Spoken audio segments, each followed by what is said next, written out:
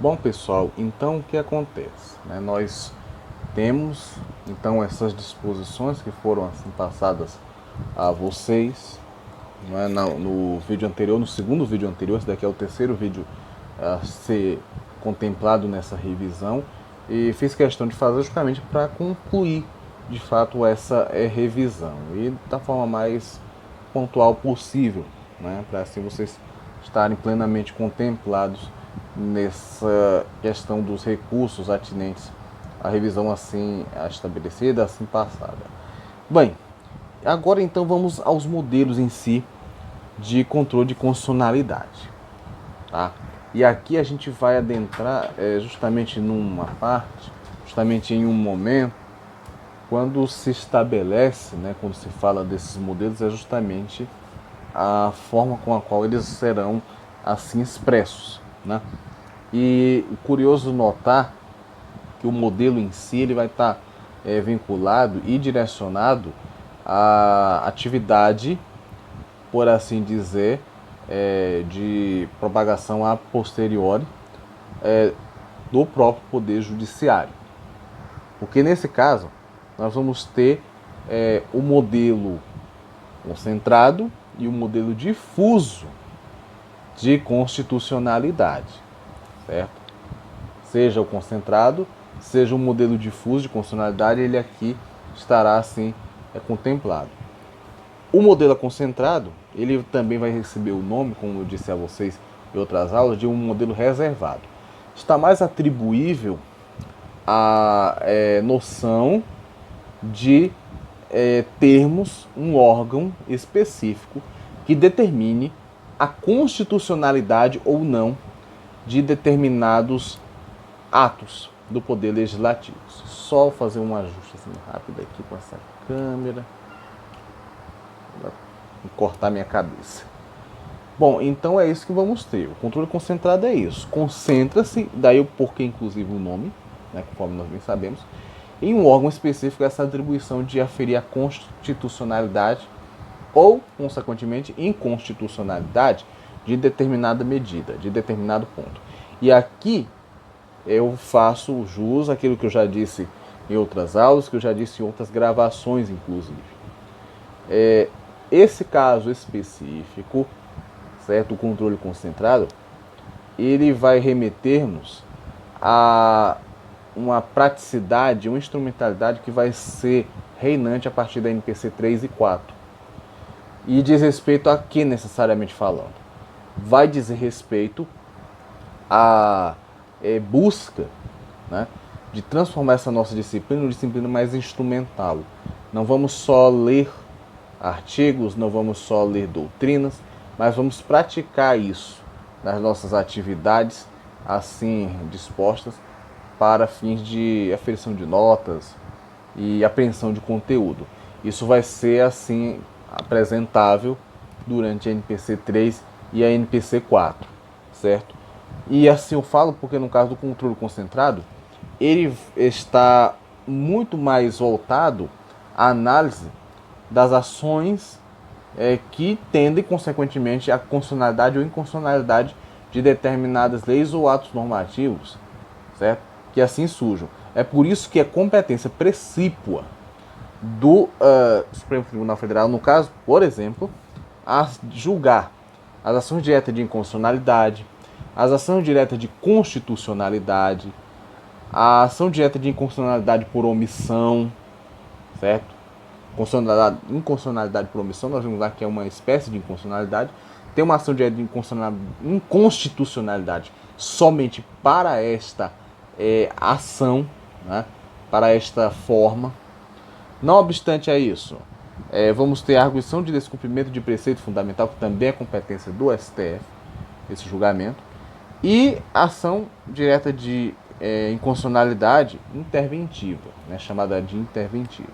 Cada uma dessas nós haveremos de estudar a partir da NPC 3 e a partir da NPC 4, justamente para fazer jus à instrumentalidade devida ao conteúdo abordado. Claro que vamos continuar vendo doutrina, mas junto à doutrina isso aqui vai estar presente. O estudo constante dessas ações. Buscarei de uma certa forma transformar esses próximos atos nossos enquanto alunos, enquanto colegas, né, e professores, justamente no sentido de fazer com que haja uma vivência maior da prática, né? Seja para quem quer conhecer, seja para quem mais adiante pretende ingressar no quadro de advogados da OAB, justamente estudando, né, jogando para a segunda fase as ações, né, as palavras assim apresentadas no tocante a direito constitucional e processo constitucional. Tá? Esse é o intento aqui presente.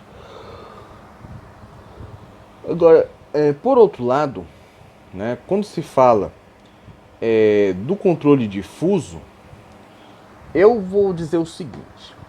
Bem, no caso do Brasil, né, nós temos, sim, de acordo com o artigo 102, alinear da Constituição Federal, nós temos o órgão específico voltado ao controle de constitucionalidade, que é o Supremo Tribunal Federal, que conforme essa disposição constitucional que eu falei para vocês, qual seja, o artigo 102, alinear da Constituição Federal, trata-se o STF do guardião da Constituição. Essa palavra de guardião, de defensor da Constituição, né, entendedor, consequentemente, daquilo que a Constituição assim apregou, assim apresenta. Agora, por outro lado, né, o nosso sistema brasileiro, que é um sistema de constitucionalidade misto, ele não só tem esse órgão, que é o STF, com esta atribuição, como ele também vai ter, certo, a possibilidade de, junto ao poder jurisdicional conferido a magistrados, seja da esfera estadual, seja da esfera federal, a possibilidade de arguir essa constitucionalidade. E isso remete ao controle de constitucionalidade difuso de origem norte-americana. E com isso fica a seguinte situação: o STF é quem dá de fato a última palavra. Agora, pode ser, e assim é verossímil, que os juízes também o façam, também realizem esse controle.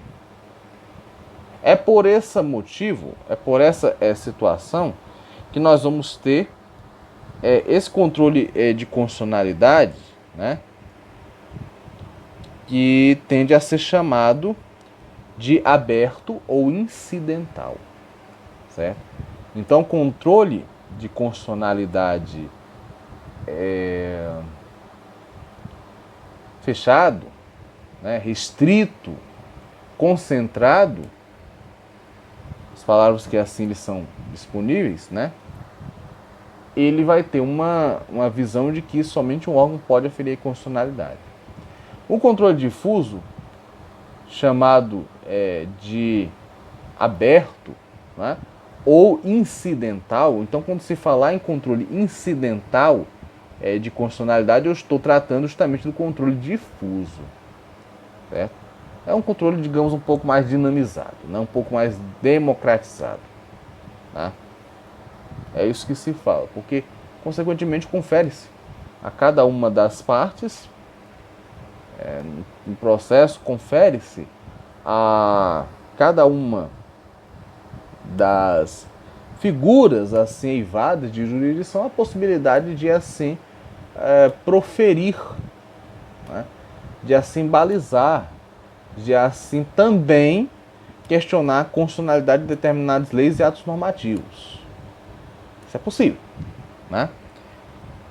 E nesse caso,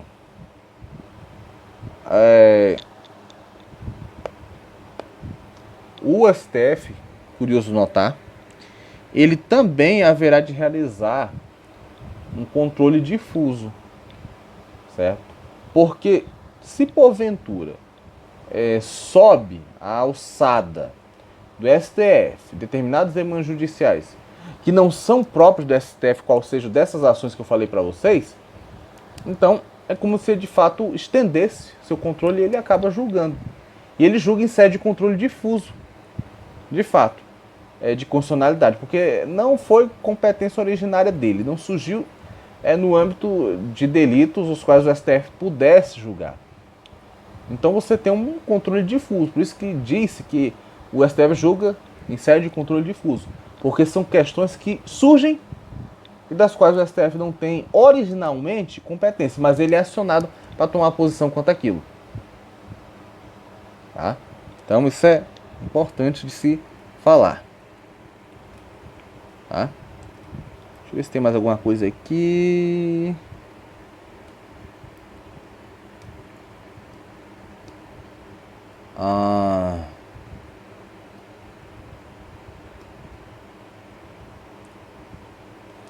E assim pode ser com outras questões. O STF pode, por exemplo, vir, se for o caso, julgar inclusive mandados de segurança, né? Que não surge também no âmbito do STF, mas ele pode assim aferir, né? Então isso consequentemente torna esse sistema, né, mais amplo, mas até com alguns toques de complexidade também, né? Bem, gente, é isso. Espero que todos não estejam com dúvidas. Quaisquer coisas, já disse, me procurem, me contactem, para que assim eu possa ajudá-los, tá? Não quero que vocês cheguem na prova com maiores dúvidas e ao mesmo tempo quero que vocês aprendam bem esse conteúdo. Bom, essas são então os modelos de controle, tá? Por assim dizer. Quanto à forma, certo? Quanto à forma de controle, pode-se dizer primeiramente o seguinte: as duas formas pela qual o Poder Judiciário pode declarar a constitucionalidade e inconstitucionalidade, você vai ter o quê? A forma pela qual vai se buscar. Primeiro vamos entender uma coisa, o modelo, certo? O modelo vai estar direcionado, consequentemente, a quem pode declarar constitucionalidade ou inconstitucionalidade de leis ou atos normativos, certo? No tocante ao controle concentrado é o STF. No tocante ao controle difuso, os demais juízes também podem fazer isso. Não anula o STF, mas os juízes também podem fazer isso. Agora, quanto ao exercício, certo? A forma pela qual se busca, consequentemente, a plenitude desse controle, né? Desse exercício, desse controle. Vamos ter aqui a via concreta ou a via abstrata, certo? De constitucionalidade. A via concreta, ela vai ser também chamada de exceção. Muito cuidado com isso. Via concreta ou via de exceção, certo? E por outro lado, né, nós teremos a via abstrata, também chamada por via de ação, tá? Essa via concreta ou via de exceção, ela pressupõe o que necessariamente? A constatação de uma falha, de um ato inconstitucional. Busca-se, pela via de exceção ou via concreta, a constatação do gravame. E aí você ingressa com a ação pertinente a fim de solapar aquela situação absurda, de transpor aquela situação absurda, de não sofrer mais negligências, de não ser impedido de realizar os seus atos, né? A situação assim apresentável, né? Digamos, por exemplo, alguém que foi preso injustamente, né? E está, por exemplo, há 2 anos detido, 2 anos preso, né? Aí você, enquanto advogado, ingressa com um habeas corpus no STF, certo? Diretamente para colocar essa pessoa em liberdade, né? Ao menos se o processo der um prosseguimento, né, e mais à frente você sabe que ela vai ser inocentada, mas pelo menos que ela responda isso em liberdade, né? Então, isso é deveras, sem dúvida alguma, né? Salutar. E vai ser pela via de exceção ou concreta de fato. Porque nesse caso há um perigo, né, da pessoa continuar presa. Ele está preso injustamente, então isso é comprovável, isso é concreto. Pela via concreta ou via de exceção você pode assim provar. Tem maiores problemas. A via de ação ou, né, também chamada de via abstrata, essa já se vale de uma possibilidade de transgressão da ordem constitucional. Então, para impedir essa progressão, você ingressa com a ação, com um pedido, para fim de prevenção mesmo, de impedir que, de certa forma, alguém tenha seu direito tolhido, tão logo a pessoa, consequentemente, sinta-se, né, abatida, né, tristonha. E aí você vai, então, pode ajudar essa pessoa.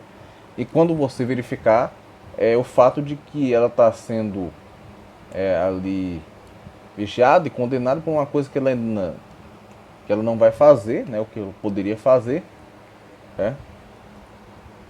E nesse caso, a ideia é agir antes que alguma coisa ruim aconteça, né? E aí você tem a via de ação, que vai analisar também esse pormenor, analisar também essa questão. Correto? Porque aí você, no caso da via de ação, eu não preciso da situação acontecendo, ou que a situação aconteceu. Basta algum elemento ali que leve a crer que, se aquela ameaça continuar, pode ser um perigo para mais adiante.